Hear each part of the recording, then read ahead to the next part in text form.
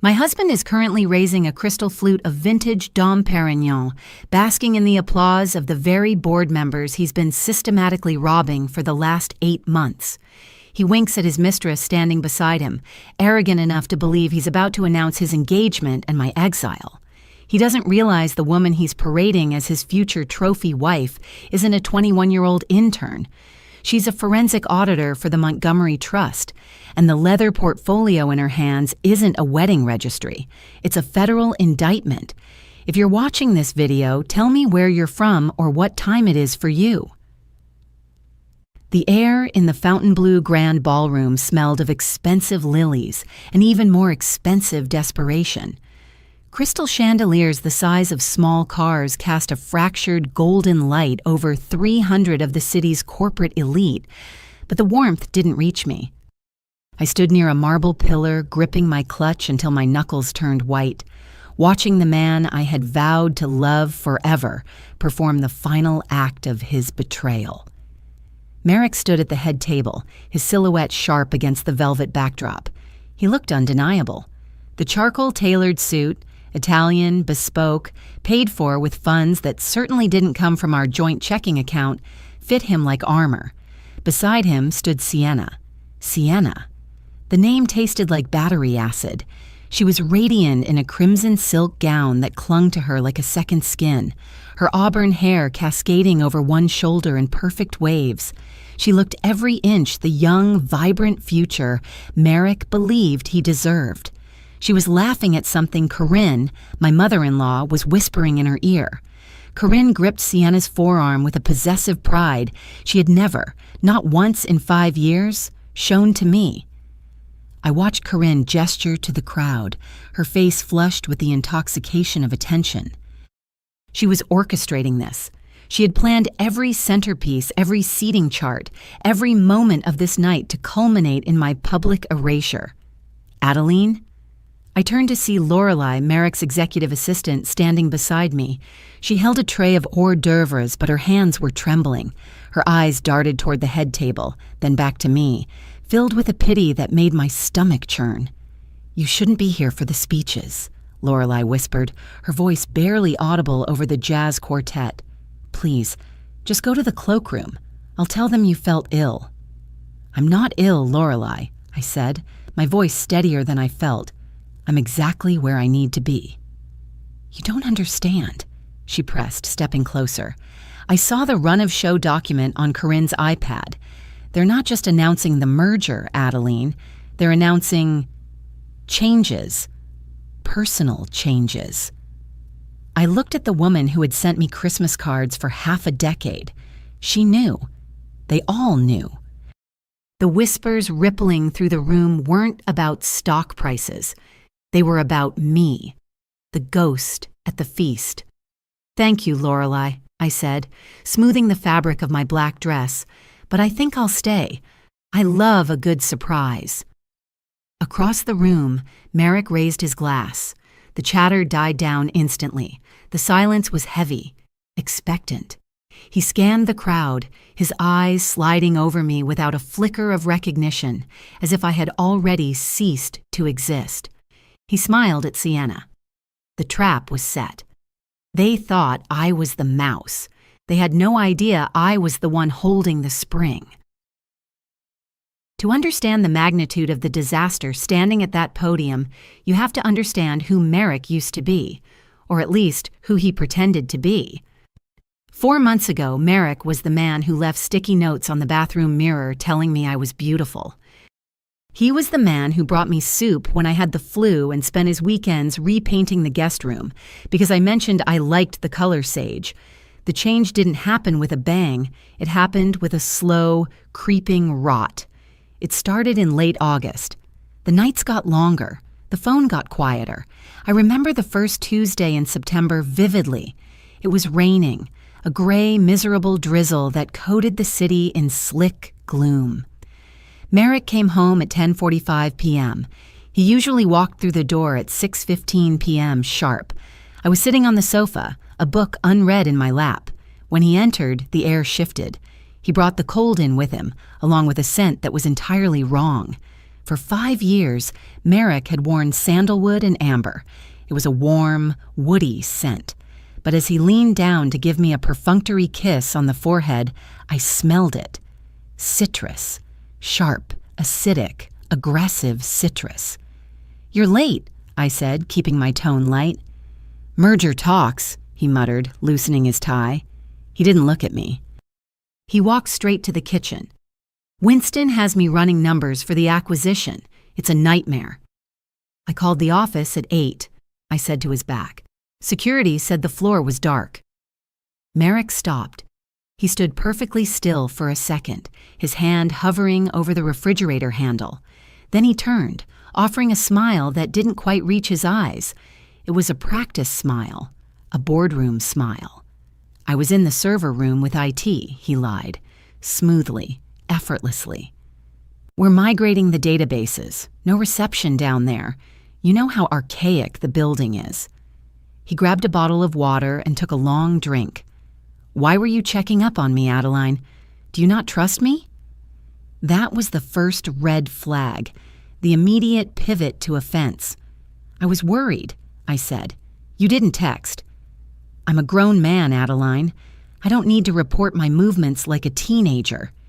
He slammed the fridge door a little too hard. "I'm doing this for us, for our future. I'm trying to secure the VP spot so we can finally afford that lake house you won't stop talking about." Guilt, the weapon of choice for a narcissist. I felt it prick at me, irrational but effective. "I'm sorry," I murmured. "It's fine," he said, walking past me toward the stairs. "I'm going to shower. I feel gross." He took his phone into the bathroom. He locked the door. 10 minutes later, I heard the shower running. I walked into the bedroom. His jacket was thrown over the chair. I reached into the pocket, my heart hammering against my ribs. A receipt, Bistro Lumiere. 8:30 p.m., table for two, 2 orders of filet mignon, a bottle of Pinot Noir, and a dessert, chocolate lava cake. Merrick hates chocolate. 3 days later, I decided to surprise him with lunch. It was a pathetic impulse, a desperate attempt to reclaim the territory I felt slipping away. I packed his favorite, roast beef on rye, and drove to the Astra Holdings Tower. The lobby was a cathedral of glass and steel. I nodded to the security guard, old Mr. Henderson, who gave me a wave that lacked his usual enthusiasm. I took the elevator to the 40th floor. When the doors opened, I didn't see Merrick. I saw her. She was leaning against the reception desk, laughing. The sound was bright, melodic, and commanding. She wore a navy blazer that was tailored to within an inch of its life and a skirt that challenged the corporate dress code. Merrick was standing next to her. He was leaning in, his body language open, eager. He looked energized. He looked like the man he used to be when he was courting me. "Adeline!" Lorelei intercepted me before I could take 3 steps. She practically jumped out from behind her desk. "I didn't know you were coming," Lorelei said, her voice too high. Merrick turned. The smile dropped from his face like a stone, replaced instantly by a look of mild annoyance masked as concern. "Addie?" He walked over, but he didn't hug me. He stopped 2 feet away. "What are you doing here?" "I brought lunch," I said, holding up the paper bag. It felt heavy and stupid in my hand. "Oh, that's sweet." He glanced back at the girl. "But I'm actually swamped. We have a working lunch scheduled with the new interns." "Interns?" I looked at the girl. She pushed off the desk and walked toward us. Her walk was a prowl, confident, predatory. "Hi," she said, extending a hand. "I'm Sienna. I just started this week." I took her hand. It was cool and dry. Her grip was firm. "Adeline," I said. "Merrick's wife." "Oh, I know." Sienna smiled. Her teeth were perfect. "Merrick talks about you all the time." Her eyes scanned me, cataloging everything.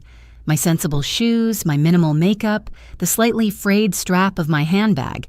In 2 seconds, she had assessed my market value and found it lacking. "Sienna is helping us with the transition data," Merrick said quickly. "She's from Wharton, top of her class. Winston sent her down personally to oversee the integration. Specialized projects, Sienna added, her eyes locking onto Merrick's for a fraction of a second too long. I'm very thorough. Well, I said, stepping back, I won't interrupt. I just wanted to drop this off. I'll eat it later, Merrick said, taking the bag without looking at it. Thanks, honey. He turned his back on me before I even reached the elevator buttons. As the doors closed, I saw them walking together down the corridor. He placed a hand on the small of her back. It wasn't a sexual touch, not blatantly. It was guiding, possessive. The elevator dropped, and my stomach dropped with it. The transformation accelerated after that.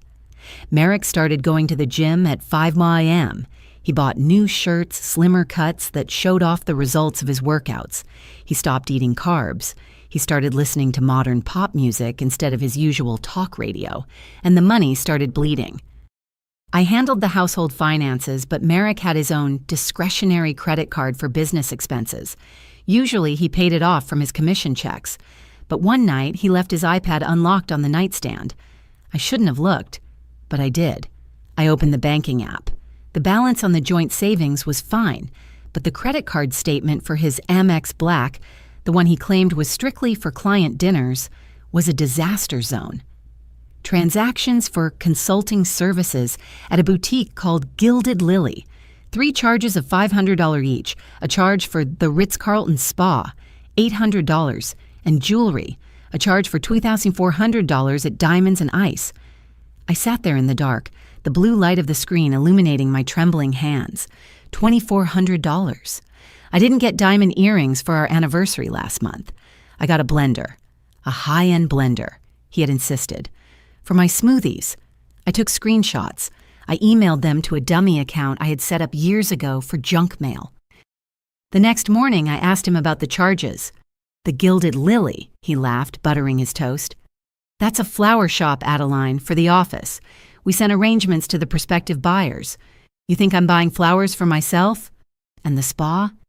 Gift certificates for the clients' wives. It's standard corporate courting, Addie. You know this. And the jewelry? He stopped chewing.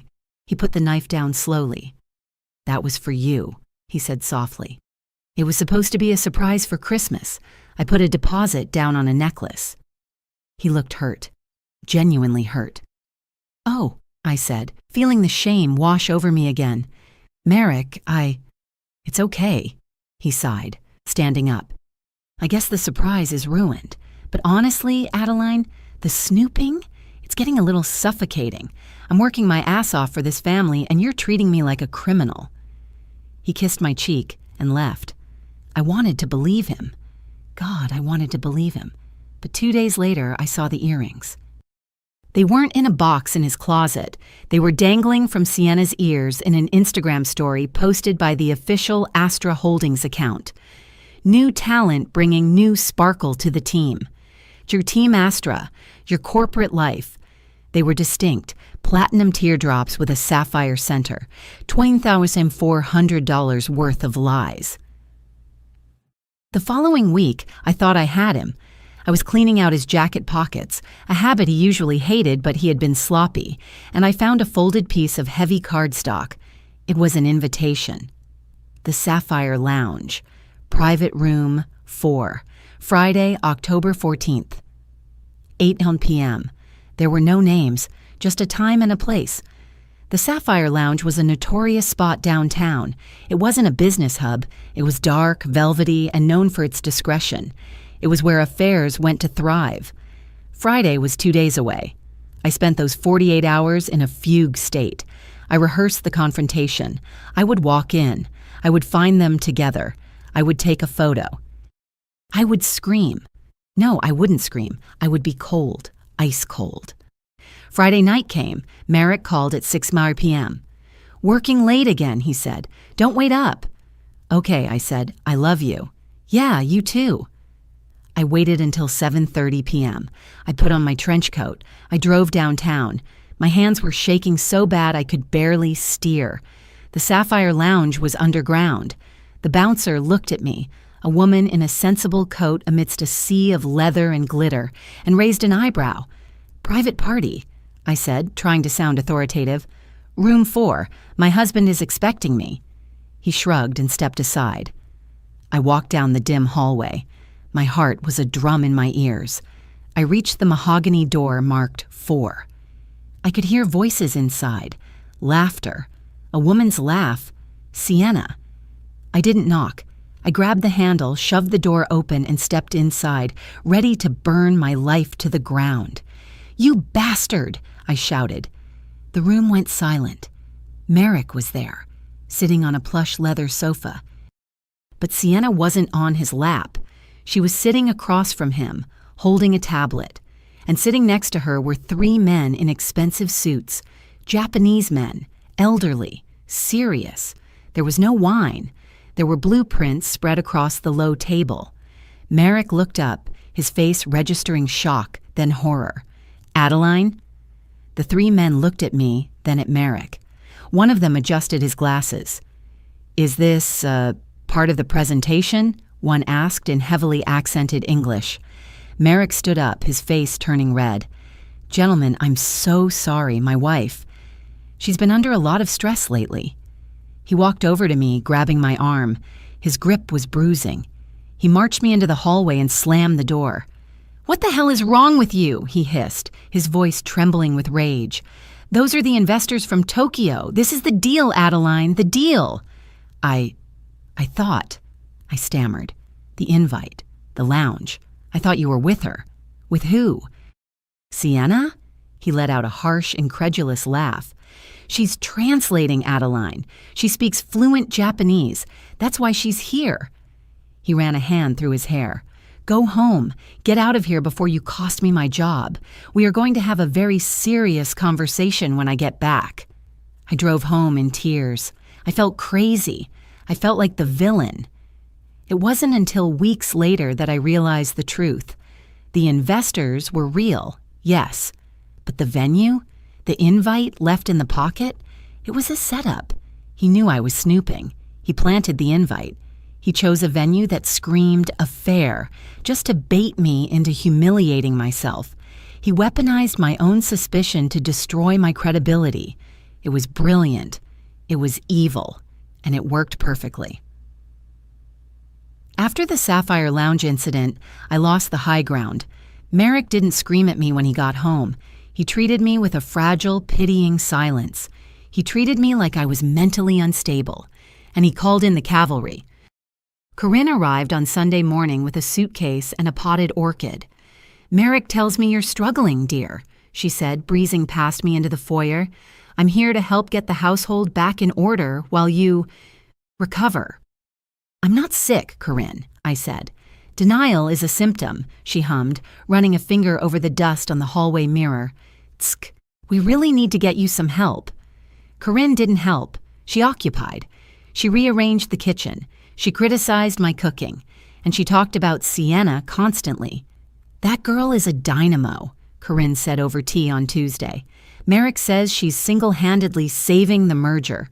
She's so focused, so modern, not like girls in our day who just waited around." She looked at me pointedly. On Thursday, she invited Sienna to dinner. "It's a working dinner," Corinne announced. "They need to go over the contracts, and I insist they eat a home-cooked meal." Sienna arrived with a bottle of wine and a bag of specialized fertilizer. "For your hydrangeas, Corinne," Sienna said, handing over the bag. "I noticed the soil pH was a little high when I walked up the path. This should balance the acidity." Corinne looked at her like she was the second coming. "You garden?" Corinne asked, breathless. "It's my meditation," Sienna smiled. "I love watching things grow, shaping them." They spent 2 hours discussing horticulture.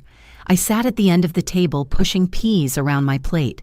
Merrick and Sienna sat side by side, their shoulders brushing every time they reached for the water pitcher. At one point, Sienna looked at me. Merrick was laughing at a joke Corinne made. Sienna's face was blank, neutral. But then, for a split second, she winked. Not a flirtatious wink, a conspiratorial one. I frowned. What was that? Later, while they were having coffee in the living room, I went to clear the table. I found Sienna's phone sitting on the sidebar. It was unlocked. The screen showed a text thread, not with Merrick, with someone named WM. Target is comfortable. The mother is a useful asset. Ego is the primary lever. I stared at it. Target? Asset? Looking for recipes. I jumped. Sienna was standing in the doorway. She wasn't smiling. I was just moving it to wipe the table, I lied. She walked over and took the phone from my hand. Careful, Adeline, she whispered, leaning in close. Her voice dropped an octave. Curiosity killed the cat, but satisfaction brought it back. She turned and walked back to the party, leaving me shivering in the kitchen. I needed proof, hard proof. The Japanese investor fiasco had proved that circumstantial evidence wasn't enough. I needed digital DNA.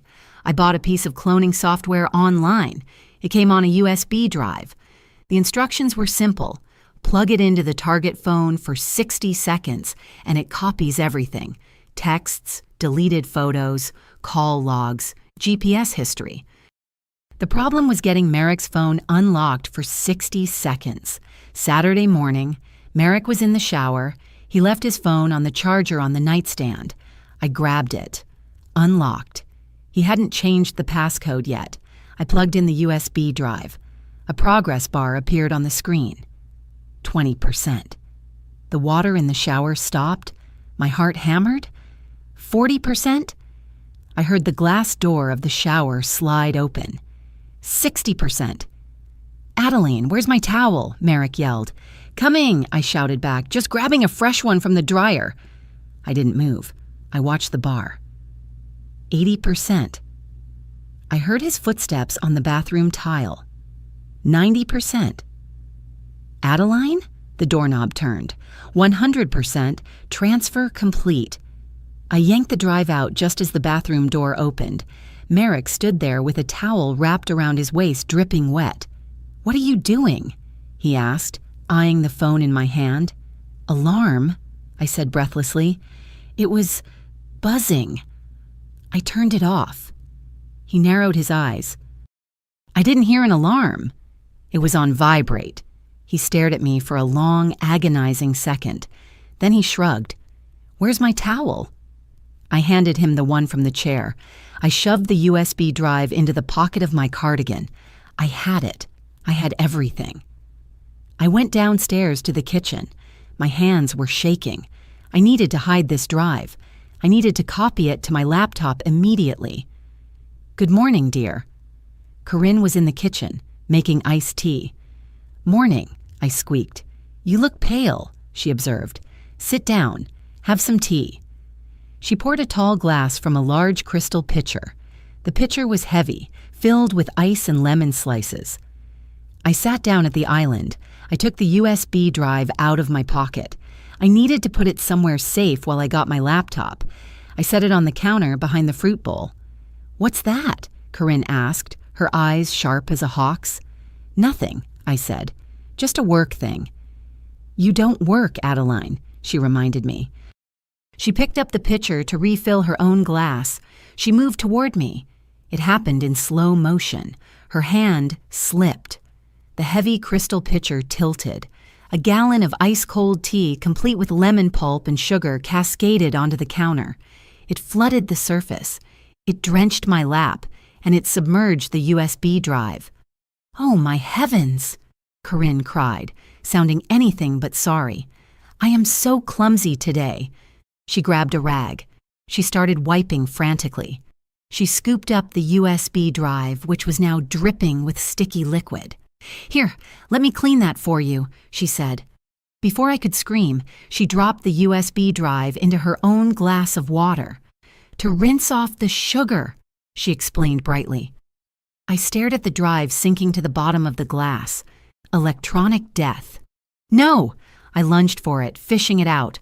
Water dripped from the casing. I ran to my laptop. I plugged it in. Device not recognized. I tried again. Device malfunction. It was gone. The texts, the GPS data, the proof. I looked back at the kitchen. Corinne was wiping the counter, a small, satisfied smile playing on her lips. She met my eyes. "Accidents happen, dear," she said. "Maybe it's a sign you should stop playing with things you don't understand." She knew. She didn't know what was on it, but she knew it was dangerous to her son, and she had neutralized it. I had nothing. I spent the next 2 days in a depression. I had lost. They were smarter than me. They were faster than me. I decided to go to the library. I couldn't stand being in the house with Corinne. I needed silence. I was sitting at a computer terminal, mindlessly scrolling through job listings, preparing for my inevitable divorce and destitution. I saw a news article on the sidebar. Montgomery Trust announces new anti-fraud initiative. The photo showed Winston Montgomery, the owner of Astra Holdings. He was shaking hands with a woman. The woman was turned away from the camera, but I recognized the ear, specifically the earring. A platinum teardrop with a sapphire center. I zoomed in. The caption read, "Winston Montgomery with his daughter and head of security, Sienna Montgomery at the annual charity gala." My heart stopped. Sienna Montgomery. Not Sienna Morrison, the intern. Sienna Montgomery. The pieces slammed together in my brain with the force of a freight train. The text I saw on her phone, "Target is comfortable. Ego is the primary lever." The expensive jewelry, Sienna was wearing it in the photo because she owned it, not because Merrick bought it for her. The winks, the lack of actual intimacy when no one was looking. Merrick wasn't having an affair. He was being hunted. I sat back in the plastic library chair and started to laugh. It was a hysterical, silent laugh. Sienna wasn't my replacement. She was the executioner. And Merrick? My arrogant, gaslighting thief of a husband? He was walking right into the blade. I had a choice. I could tell him. I could save him. I thought about the Sapphire Lounge. I thought about the Japanese investors. I thought about Corinne pouring tea on my only lifeline. I thought about the way he looked at me, like I was a burden. No, I wasn't going to save him. I was going to help her bury him. I changed my strategy immediately. I stopped fighting. I stopped snooping. I became the perfect, submissive, defeated wife. "You're right, Merrick," I said over dinner that night. "I've been paranoid. I'm sorry." He looked surprised, then smug. "I'm glad you finally see that, Addie. It's been exhausting." "I know," I said, pouring him more wine. "You work so hard. You deserve to be happy." I saw Corinne exchange a look with him. Victory. They thought they had broken me. I went to see Ramona Mendez the next day. She was a divorce attorney with a reputation for being a shark in stilettos. "I don't have evidence," I told her, sitting in her plush office, "but I know where the evidence is." "Where?" Ramona asked, tapping her pen. "It's walking around the office wearing a wire," I said. "Her name is Sienna Montgomery." Ramona's eyes widened. "The Montgomery heiress? The one who put away the CFO of Vertex last year?" "That's the one." Ramona smiled. It was a terrifying smile. "Well then, Adeline, we don't need to file for discovery. We just need to wait for the bomb to go off, and when it does, we'll be standing in the bunker with a settlement agreement ready for his signature." "I want everything," I said. "The house, the accounts, the pension." "If he's embezzling from the Montgomery Trust?" Ramona laughed. "Honey, you'll get everything. He'll be lucky if he leaves with the shirt on his back." Which brings us back to tonight. The ballroom, the champagne. Merrick finishes his toast. "And finally," he says, his voice booming with confidence, "I want to introduce the woman who has been my right hand, my inspiration, and the future of this department. Sienna, come up here." Sienna steps up to the microphone. She smiles at Merrick. It's a dazzling smile. Corinne is clapping so hard her bracelets jingle. She leans over to the woman next to her. "That's my new daughter-in-law," she whispers loud enough for half the table to hear. Sienna taps the microphone. "Thank you, Merrick," she says. Her voice is clear, professional. It has been an educational few months. She looks out at the crowd. Her eyes find mine. She gives me a barely perceptible nod. I have learned a lot about how this company operates, Sienna continues, specifically how its expense accounts operate. Merrick's smile falters slightly. Sienna is very thorough with the numbers, he jokes nervously. Indeed, Sienna says. She reaches down and picks up the leather portfolio. For the past 8 months, she says, her voice dropping the warm intern persona and adopting a cold forensic edge, I have been documenting a series of irregularities in the VP discretionary fund. The room goes quiet. I have found, Sienna reads from a paper, 74 instances of personal expenditures categorized as client development. This includes $12,000 for a stay at the Ritz-Carlton, which was listed as a strategy summit, but was in fact a solo booking. Merrick freezes. Sienna, this isn't the time for... I have also found, she continues, ignoring him, receipts for jewelry, designer clothing, and high-end electronics, totaling $215,000, all charged to Astra Holdings. Corinne stands up. What is this? This is a joke. It is not a joke, Mrs. Williams, Sienna says. She turns to Merrick. Merrick, these receipts were cross-referenced with your GPS data and your personal calendar. You weren't with clients. You were alone. Or you were shopping.